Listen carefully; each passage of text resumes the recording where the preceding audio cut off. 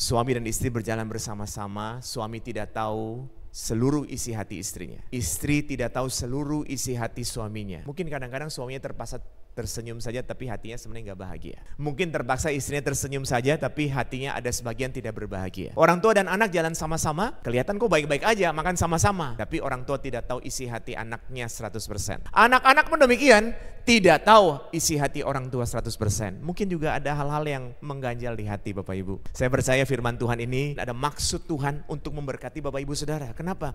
Kalau kita bahagia, pekerjaan kita diberkati Bapak Ibu. Kalau kita bahagia, kita bisa produktif untuk mengerjakan banyak hal. Benar nggak Bapak Ibu? Mari pastikan bahwa meskipun ada masalah, karena Tuhan ada di dalam saudara dan saya, maka kita berbahagia. Katakan sekali lagi, saya berbahagia.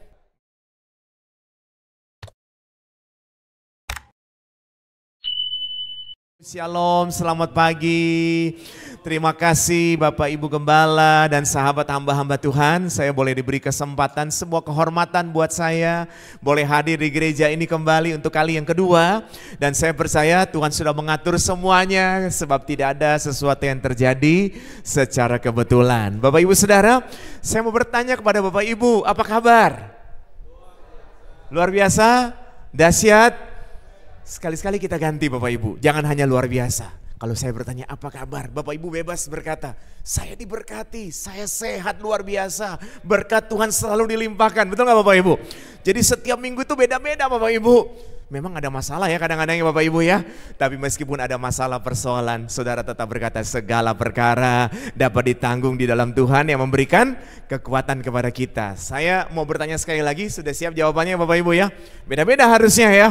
Apapun yang Bapak Ibu alami saat ini Tuhan baik, amin. Apa kabar Bapak Ibu? Saya diberkati, saya sehat luar biasa, keluarga saya bahagia, anak-anak saya diberkati, keluarga saya punya hari depan yang luar biasa. Itu Bapak Ibu, jadi tidak biasa-biasa, bilang kanan kiri tidak biasa-biasa. Amin. Saudaraku yang terkasih dalam Tuhan, satu ketika di tahun 80-an, ya, ada sebuah seminar luar biasa di Amerika Serikat di mana hamba-hamba Tuhan dari seluruh dunia hadir Bapak Ibu. Dan memang pada saat itu ada kegerakan Pentakosta yang luar biasa. Kemudian ketika seorang hamba Tuhan yang dipakai Tuhan dahsyat ingin menyampaikan, tiba saatnya untuk beliau menyampaikan pesan-pesan khusus buat seluruh hamba-hamba Tuhan yang datang dari berbagai negara Bapak Ibu.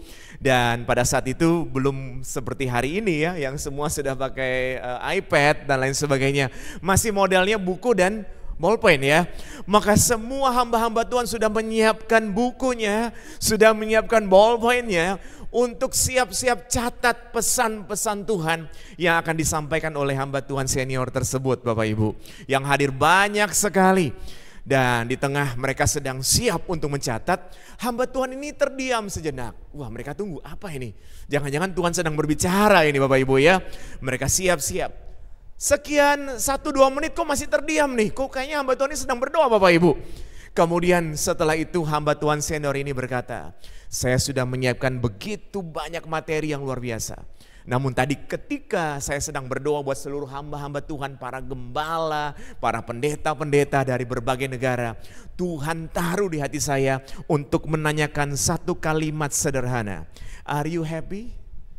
Saudaraku yang terkasih, orang bingung semua. Kok udah siapin semua ballpoint dan buku, tapi dimulai dengan hanya pertanyaan sederhana, apakah saudara, hamba-hamba Tuhan, gembala-gembala jemaat dari seluruh negara yang hadir, apakah engkau bahagia? Saudara tahu apa yang terjadi? Mulai satu persatu menangis Bapak Ibu. Mulai satu persatu menangis saudara. Ternyata cukup banyak orang yang melayani Tuhan.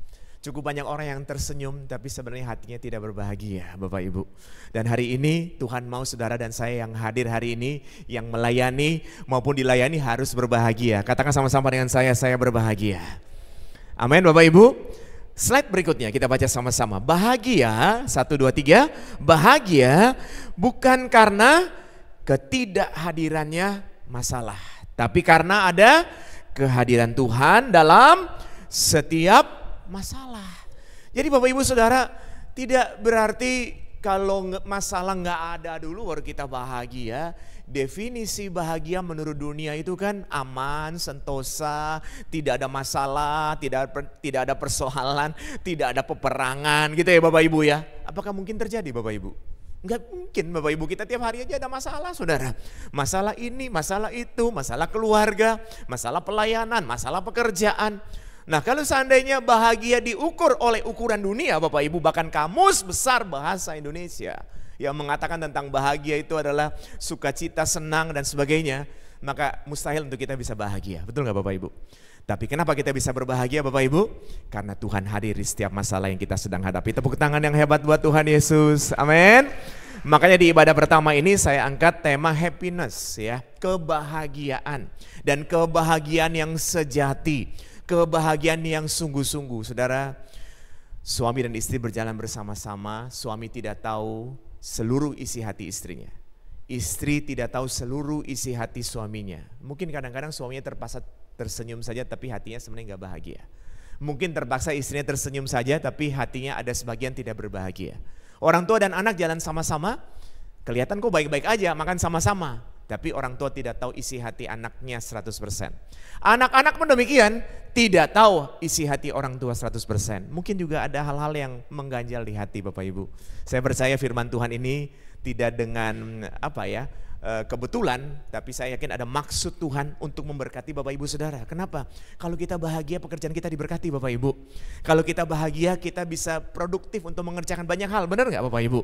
Jadi mari pastikan bahwa meskipun ada masalah, karena Tuhan ada di dalam saudara dan saya, maka kita berbahagia. Katakan sekali lagi, saya berbahagia. Kurang mantap ini Bapak Ibu. Kok kayak gak yakin saudara? Katakan sama-sama, saya berbahagia. Meskipun kadang-kadang dalam hati ya masih jujur ada masalah mengganjal, tapi gak apa-apa. Ucapkan dulu. Karena ketika saudara mengucapkan itu berarti saudara beriman. Betul ya Bapak Ibu ya? Ketika saudara beriman, saya percaya manusia gak mampu, tapi Roh Kudus yang menjamah kita, sehingga hati yang luka, perasaan yang gak enak, Tuhan pulihkan dengan luar biasa Bapak Ibu. Ini di gereja tempat ibadah loh. Saya percaya Tuhan sedang bekerja dengan luar biasa. Tadi sebelum saya naik saya lihat tim Praise and Worship menyembah Tuhan. Ya Pak Gembala, Ibu Gembala, semua hamba-hamba Tuhan. Saya merasakan hadirat Tuhan yang luar biasa. Betul Bapak Ibu? Dan hadirat Tuhan itu yang memulihkan hati kita. Hadirat Tuhan itu yang memulihkan keluarga kita. Hadirat Tuhan itu yang memulihkan setiap hubungan yang renggang. Betul ya Bapak Ibu ya? Tepuk tangan dulu yang hebat buat Tuhan Yesus. Saudara, kenapa saya angkat tema happiness saudara? Karena ada survei, ada dua ya. Survei dari sebuah lembaga ya, National Runaway Save Line Amerika Serikat ya. Survei ini mengatakan bahwa 50-70% anak-anak meninggalkan rumah karena tidak bahagia. Mungkin orang tua kadang berpikir gini, yang penting saya udah kerja, saya udah kasih dia iPad, kasih uang jajan yang banyak, pokoknya tenang aja, lu nggak akan kelaparan deh, pokoknya aman gitu. Ternyata untuk masalah materi itu hanya 20-30% Bapak Ibu. Hanya 20-30%. Satu ketika ada, ini kotanya beda jadi saya boleh cerita dan saya tidak sebut nama, seorang anak ya, dia datang bawa BMW seri terbaru Bapak Ibu. Kemudian dia mau konseling dengan saya. Pada saat saya berdoa dengan dia bilang begini, Om, saya gak bahagia. Saya bilang, kamu bagaimana gak bahagia? Kamu datang naik BMW seri terbaru. Saya mau ketemu kamu aja, kamu ajak makan makanan beginian yang super mewah gitu. Harusnya kamu bahagia. Enggak, saya gak bahagia. Terus saya bilang, kenapa kamu gak bahagia? Saya lebih memilih papa saya tidak kasar sama saya, papa saya mengasihi saya, papa saya ada waktu buat saya daripada dia cuma kasih duitnya dia aja buat saya. Waduh saudara, serem sekali Bapak Ibu. Saya bilang belum tentu loh kalau kamu jalan kaki kamu nanti bisa ketawa kayak gini. Ya kan saya bercandain dia, benar gak Bapak Ibu? Ini kan orang tua, saya juga kan di pihak orang tua saya mesti sedikit bela orang tuanya. Bukan bela karena tidak benar, bukan. Tapi betul juga. Nah, kenapa kamu gak lihat papamu marah kamu mungkin karena dia penuh dengan banyak pikiran, kerjaannya banyak, dan mungkin orang lain gak bisa mengerti dia, cuman kamu yang bisa mengerti dia. Betul ya Bapak Ibu ya? Saya coba memberikan penjelasan seperti itu. Tapi setelah saya lihat survei ini benar juga ya Bapak Ibu ya. Anak-anak meninggalkan rumah karena tidak bahagia. 20-30% saja karena uang ya Bapak Ibu ya. Sementara ada survei lain Bapak Ibu, National Center for Biotechnology Information Amerika Serikat ya, pasangan suami dan istri, maaf ya Bapak Ibu, itu 60-80% bercerai karena apa? Tidak bahagia. Terus kita pikir, wah apa karena uang? Ternyata karena materi ada juga, tapi cuma 20% Bapak Ibu. Makanya sering kita lihat ada yang menikah pestanya luar biasa sekali, tapi mohon maaf tidak menghakimi sekali lagi, tapi ini menjadi pelajaran buat kita semua bahwa kebahagiaan itu penting Bapak Ibu. Ya, sekarang saya bertanya buat Bapak Ibu bahagia? Kok jawabnya aja susah sekali Bapak Ibu. Bapak Ibu bahagia bilang yes, saya terima hari ini di BSD Church. Sebuah pesan yang luar biasa, saya terima hari ini di BSD Church, di mana ada urapan Tuhan yang turun, saya bahagia. Pertanyaan berikutnya Bapak Ibu, apakah pasanganmu berbahagia? Nah ini lebih susah jawab ya. Ya lebih susah ya, waduh jangan-jangan istri saya gak bahagia nih, jangan-jangan suami saya gak berbahagia nih. Nah gak apa-apa, kan sekarang ada di gereja Bapak Ibu, saudara terima pesan ini kan, maka bilang juga dengan iman, di dalam Yesus pasangan saya berbahagia. Katakan sama-sama dengan saya, di dalam Yesus pasangan saya berbahagia. Pertanyaan berikutnya, apakah anak kita berbahagia, orang tua kita berbahagia? Nah saudaraku yang terkasih dalam Tuhan, jangan merasa berkecil hati saudara, tapi juga jangan merasa terlalu pede. Maaf ya saudara ya, terlalu pede juga bahaya. Kita anggap semua orang bahagia, belum tentu juga keluarga kita bahagia. Tapi juga jangan berkecil hati, karena kebahagiaan datangnya dari Tuhan. Benar ya Bapak Ibu ya, kebahagiaan sejati datangnya daripada Tuhan. Saudara, doa sempurna doa Bapa kami, ada salah satu kalimatnya apa Bapak Ibu? Di bumi seperti di surga. Ada sebuah kalimat sederhananya, di bumi seperti di surga. Pastikan Bapak Ibu, anak-anak ketika di rumah merasakan suasana di bumi seperti di surga, di rumah seperti di surga. Jangan sampai anak-anak bilang di rumah seperti di neraka, nggak mau pulang mereka, sengaja pulang keluar dulu sampai malam, alasan ada ketemu ini ketemu itu ya. Maaf saya tidak nyinggung siapapun Bapak Ibu, tapi ini Tuhan ingatkan kita. Saya juga belajar ya Bapak Ibu ya. Sama suami dan istri juga begitu. Jangan sampai maaf karena dianggap sudah biasa, kan udah biasa, udah nikah berapa lama sih ya? Saudara di sini mungkin ada yang sudah nikah 10 tahun, berapa tahun? Kalau saya baru 29 tahun Bapak Ibu. Jadi saudaraku yang terkasih dalam Tuhan, kadang-kadang kalau sudah lama mungkin dianggap biasa ya Bapak Ibu. Wah ini gak boleh begitu. Tetap harus punya apa namanya saudara ya? Kasih mula-mula kepada Tuhan, kasih mula-mula terhadap keluarga juga. Sehingga Bapak Ibu, suami kalau mau pulang ke rumah merasa wah di rumah itu ada suasana di bumi seperti di surga. Pengen cepat-cepat pulang, nggak bilang aduh lagi meeting nih, lagi meeting sana meeting sini. Padahal apa? Menghindar daripada pulang sakit kepala. Betul Bapak Ibu, di sini nggak ada ya.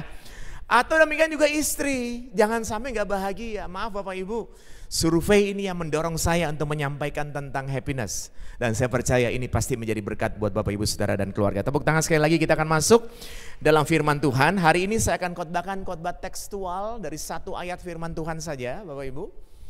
Yaitu dari Mazmur 1 ayat 1. Bapak Ibu, Alkitab punya 66 kitab, 1189 pasal, dan kitab tengah-tengah Alkitab adalah pada kitab Mazmur Bapak Ibu. Kitab tengah-tengah pada kitab Mazmur. Dan kitab Mazmur ini punya pasal banyak banget, 150 pasal.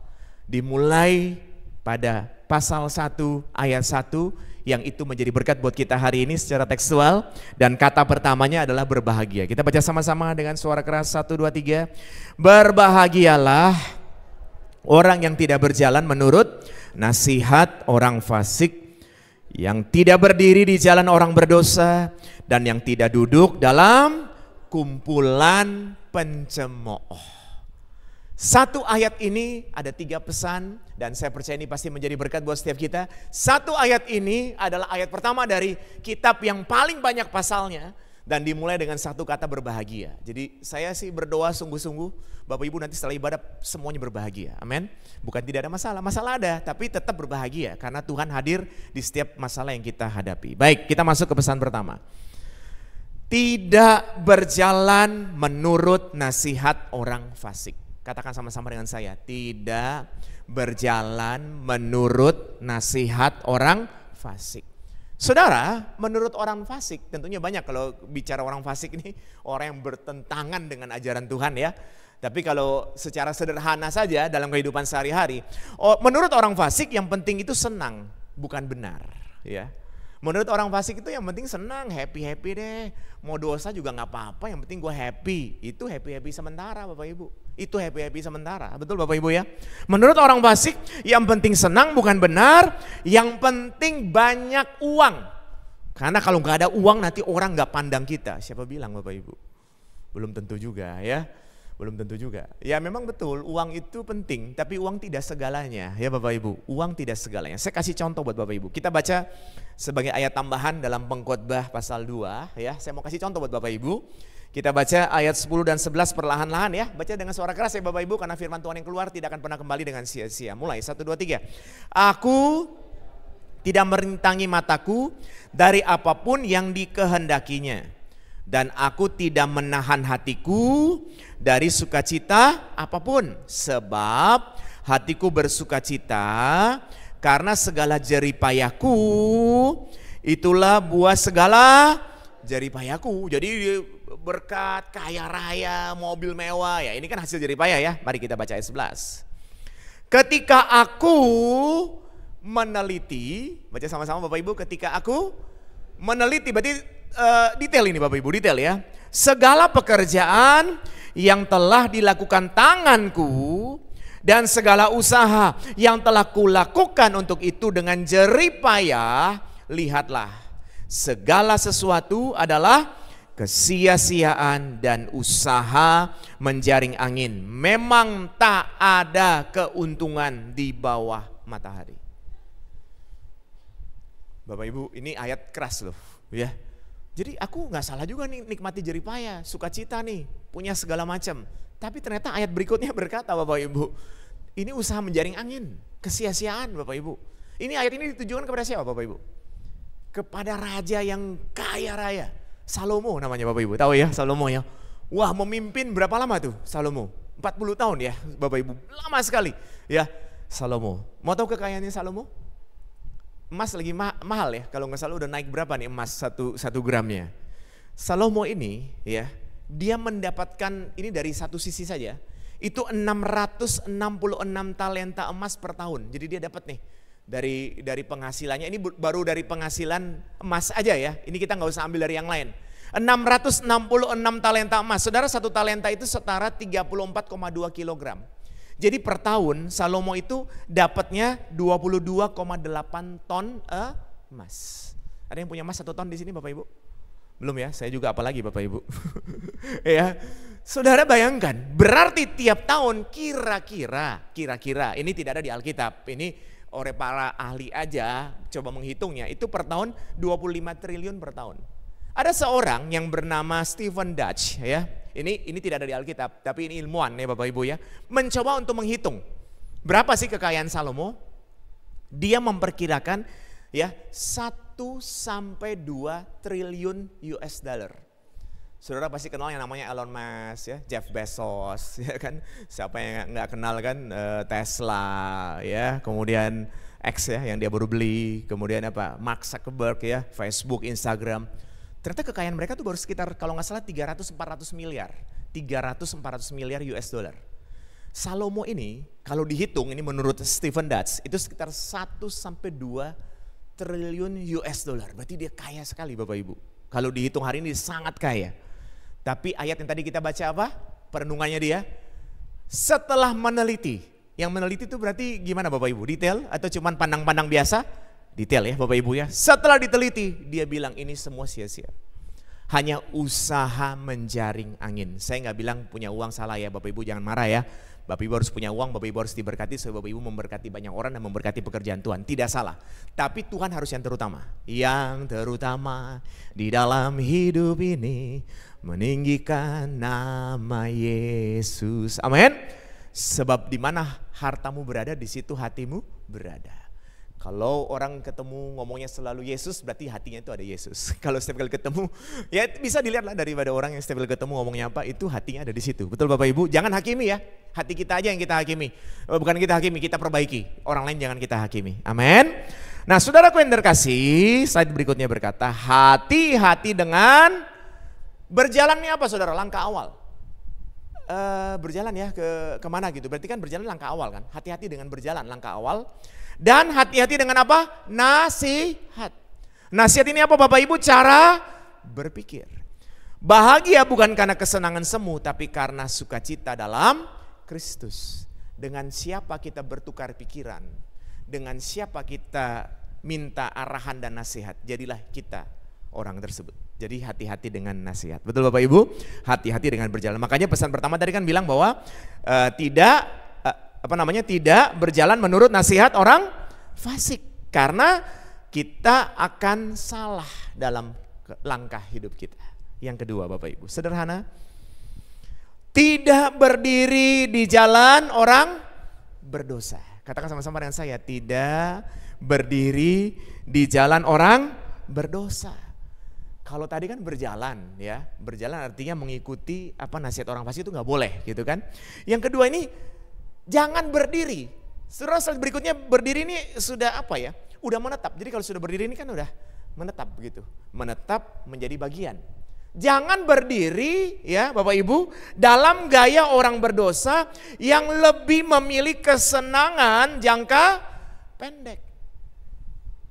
Bapak Ibu kalau ke Amerika di bagian West itu ada burger terkenal banget. Namanya In and Out Bapak Ibu.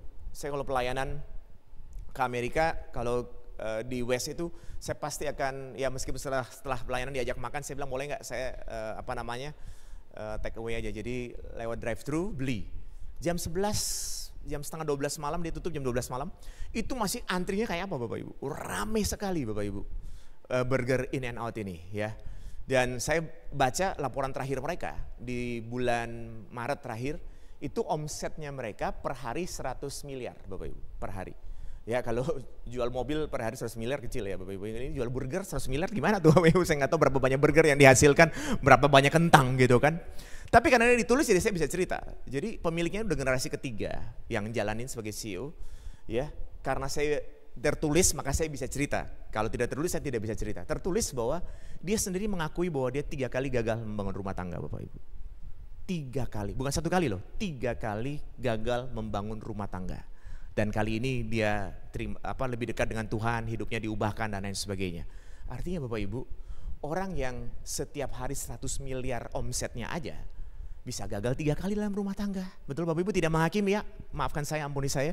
Tapi ini kesaksian yang disampaikan oleh CEO-nya ini menjadi berkat buat kita. Bahwa kalau kita cari uang gak apa-apa, tapi jangan uang jadi yang pertama gitu Bapak Ibu. Taruh yang nomor 2, bahagia dulu yang pertama Bapak Ibu. Karena kalau uang menjadi yang pertama Bapak Ibu tidak akan puas, pasti tidak akan puas. Loh kok dia ganti mobil, saya kok enggak? Loh dia kado ulang tahun, dapatnya mobil baru dipitahin lagi. Ya kan, akhirnya kita jengkel terus setiap hari kan. Loh dia enak ya, makan pagi pas lagi di bandara, siang di luar negeri, malam lagi di kota lain, di luar negeri lain, enak sekali ya. Ya kalau saudara stres gara-gara itu matiin aja Instagram dan itu daripada sakit kepala kan Bapak Ibu ya. Kan bisa di mute Instagramnya kan. Iya kan, kalau siap lihat ya harus siap juga hatinya jangan terganggu oleh itu, betul Bapak Ibu. Ingat, rumput terlihat lebih hijau di Instagramnya orang, ya kan, santai saja. Amin Bapak Ibu. Nah kebahagiaan sejati ada dalam hubungan kita dengan Tuhan. Saudara, Rasul Paulus menulis kepada jemaat di Filipi dalam Filipi 4 ayat 4 tentang bersukacita itu di penjara Roma Bapak Ibu. Pernah dengar itu ayat favorit sekali, bersukacitalah senantiasa ku katakan sekali lagi apa? Bersukacitalah. Paulus tulis begitu bukan di hotel bintang 5 Bapak Ibu, bukan lagi di tepi pantai sambil lihat waduh indah sekali ya pemandangan ya. Enggak Bapak Ibu, sedang di penjara dia tulis tentang bersukacita. Kenapa bisa Bapak Ibu? Karena hubungan yang dekat dengan Tuhan. Jadi hari ini Bapak Ibu, bawa istrimu, bawa suamimu, bawa anak-anakmu, bawa orang tuamu lebih dekat dengan Tuhan. Kalau kita dekat dengan Tuhan Bapak Ibu, bahagianya sejati dari Tuhan. Masalah boleh ada, persoalan boleh ada, kadang-kadang kekurangan uang, tapi karena hubungan dekat dengan Tuhan, maka kita tetap bisa berbahagia. Tepuk tangan yang hebat buat Tuhan Yesus. Amin Bapak Ibu. Baik, pesan yang terakhir, pesan yang ketiga, sederhana saja ya. Yang ketiga, tidak, baca sama-sama Bapak Ibu, tidak duduk dalam kumpulan pencemooh. Bapak Ibu ada yang datang bilang ke saya gini, kenapa ya orang-orang itu kok mereka bisa aja duduk bahkan nongkrong dari pagi sampai malam. Tapi ngomongnya enggak oke gitu, kok bisa? Ya karena mereka kompak, lagi ngomongin sia-sia terus diomongin Bapak Ibu. Waduh stres Bapak Ibu, jangan duduk sama kumpulan pencemooh. Jadi kalau mereka kan kesenangannya nih ngomongin orang, jadi tiap kali ketemu ngomongin orang terus dari pagi sampai malam. Bahaya saudara, kita bisa terkontaminasi. ngomongin tentang kebaikan Kristus saja supaya hati dan pikiran kita bersih. Amin Bapak Ibu. Jadi jangan duduk dalam kumpulan pencemooh. Saudara, duduk ini ya di slide berikutnya. Bapak Ibu duduk di tempat ini gereja yang nyaman Bapak Ibu. Bersyukur pada Tuhan.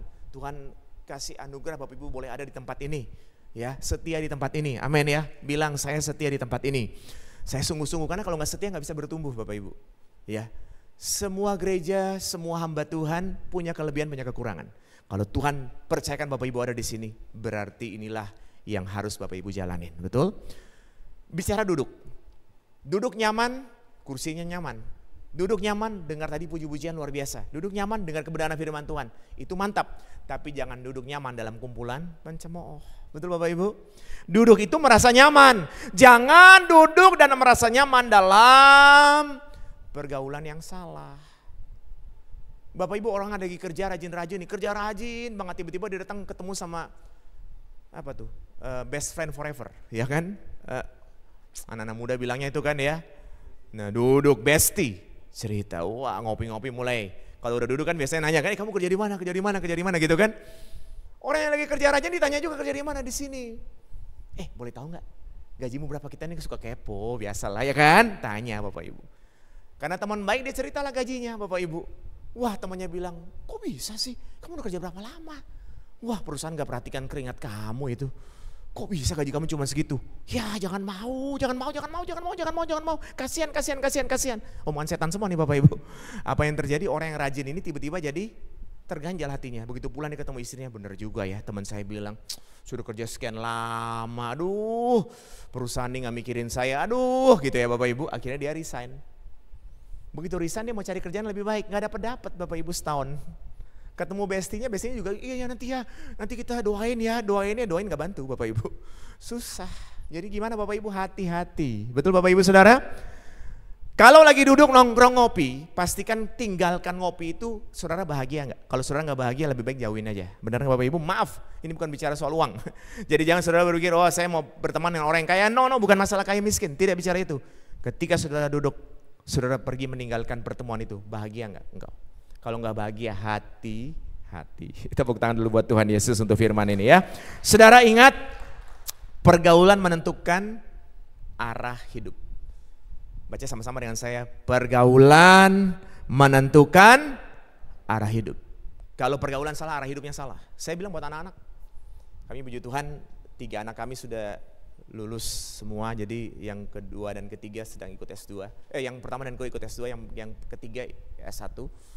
Sudah ada 1 cucu. Saya selalu bilang buat mereka, selalu ulang-ulang, mau bosan-bosan deh, pokoknya bilang terus hati-hati. Berteman, pacaran, selalu saya juga bilang, kalau mau pacaran juga nggak apa-apa, ngukurnya gampang banget kalau lagi pacaran. Ya Bapak Ibu yang anak-anaknya sedang pacaran, ukurnya gampang. Ketika dia pacaran dengan temannya ini, hubungannya dengan Tuhan makin baik nggak? Jangan sampai pacarnya bilang udah gak usah ke gereja, ngapain sih lu? Ya kan, nah ini bahaya Bapak Ibu. Baru pacaran udah begitu, ya kan? Yang kedua, cek hubunganmu dengan orang tua makin baik gak ketika pacaran dengan dia. Jangan baru pacaran aja udah melawan sama orang tua, berantem, beribut. Waduh ini pacarnya gak bawa hubungan, gak bawa hal yang baik. Masuk rumah tangga bahaya Bapak Ibu. Yang ketiga, bagaimana keadaan keuanganmu? Jangan dulu bisa nabung, sekarang hancur balau. Saudara utang kiri kanan lagi, waduh kacau saudara. Jadi ini selalu kita ingatkan, pergaulan yang buruk. Pergaulan itu menentukan arah hidup Bapak Ibu. Amsal 13 ayat 20, baca sama-sama dengan suara keras. Siapa bergaul dengan orang bijak menjadi bijak, tetapi siapa berteman dengan orang bebal akan celaka Bapak Ibu. Maafkan saya ya kalau ada banyak kalimat-kalimat yang kurang mengenakan telinga hari ini, tapi saya juga belajar. Jadi bukan berarti saya sudah melakukan semuanya, saya juga belajar Bapak Ibu. Kita sama-sama belajar. Kenapa Tuhan tegur kita? Karena Tuhan mengasihi saudara, Tuhan mengasihi saya. Tepuk tangan yang dahsyat. Sebagai bagian yang terakhir, saya boleh minta teman-teman tim musik boleh minta bantu di C. Mari kita baca ayat yang kedua. Teman-teman tim musik di mana? Wah, mereka ikut dari belakang ya firman Tuhan ya. Puji Tuhan. Harus dengar firman, melayani harus dengar firman. Puji Tuhan. Saudara, ayat yang kedua, baca sama-sama. Tetapi yang kesukanya ialah Taurat Tuhan, dan yang merenungkan Taurat itu siang dan malam. Kesukaannya Bapak Ibu apa? Ngerumpi, cerita, ngobrol, jelekin orang, Atau kesukaannya apa? Bahaya ini Bapak Ibu, nggak bisa bahagia. Kesukaannya harus firman Tuhan. Dan merenungkan firman itu siang dan malam. Mazmur ini masuk kitab apa? Kitab syair Bapak Ibu. Jadi syair itu mengatakan siang dan malam itu artinya sepanjang siang sepanjang malam harus direnungkan. Bukan dibaca, kalau baca sehari 2 kali, mau 5 kali juga bagus. Tapi apa yang kita baca, yang kita terima ini setiap siang dan malam direnungkan sepanjang hari, sepanjang malam. Maka saya percaya kita akan berbahagia. Kalimat terakhir, tidak selalu semua berjalan baik sesuai harapan. Tapi ada Tuhan yang membuat kita mengerti kalau semuanya baik. Setiap janjimu Tuhan ku simpan dalam lubuk hati. Setiap janji Tuhan simpan dalam lubuk hati saudara. Kadang-kadang ada masalah persoalan. Lewati setiap masalah. Perlahan-lahan bangkit berdiri Bapak Ibu Saudara. Air mata dalam hidupku.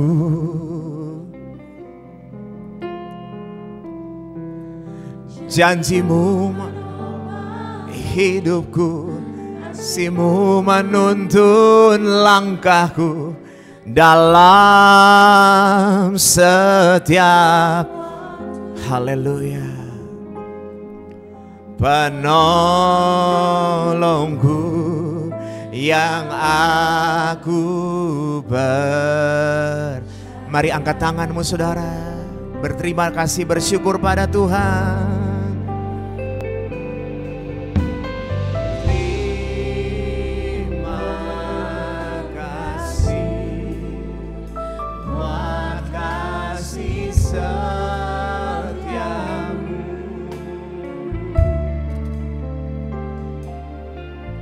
Penyertaanmu sempurna, janjimu tak pernah terlambat menolongku. Haleluya. Terima kasih, ku berterima kasih.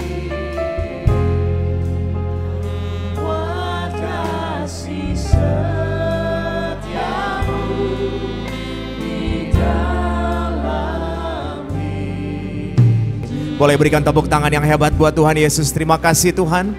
Kami bersyukur untuk kebenaran firman Tuhan. Meteraikan firman Tuhan dalam kehidupan kami. Baik kami hamba-hambamu yang melayani Tuhan, maupun umat Tuhan yang hadir. Kami sudah menerima dan mendengar betul firman Tuhan. Sekarang mampukan kami Bapa, supaya kami tidak hanya menjadi pendengar saja, tapi kami menjadi pelaku firman Tuhan. Agar kami boleh merenungkan firman ini dalam setiap aspek kehidupan kami, sepanjang siang, sepanjang malam di hidup kami. Kesukaan kami, kecintaan kami adalah firman Tuhan. Dan kami percaya kami boleh berkata, kami adalah orang-orang yang berbahagia. Terima kasih Tuhan, diberkatilah gerejamu, diberkatilah Bapak Ibu Gembala dan seluruh hamba-hamba Tuhan dan keluarga. Diberkatilah semua yang melayani, diberkatilah semua umat Tuhan yang hadir. Kami sungguh bersyukur dan bersuka cita di dalam nama Tuhan Yesus yang berkuasa. Bapak Ibu Saudara yang sudah diberkati, sama-sama dengan saya katakan, amin. Puji Tuhan, terima kasih. Tuhan memberkati.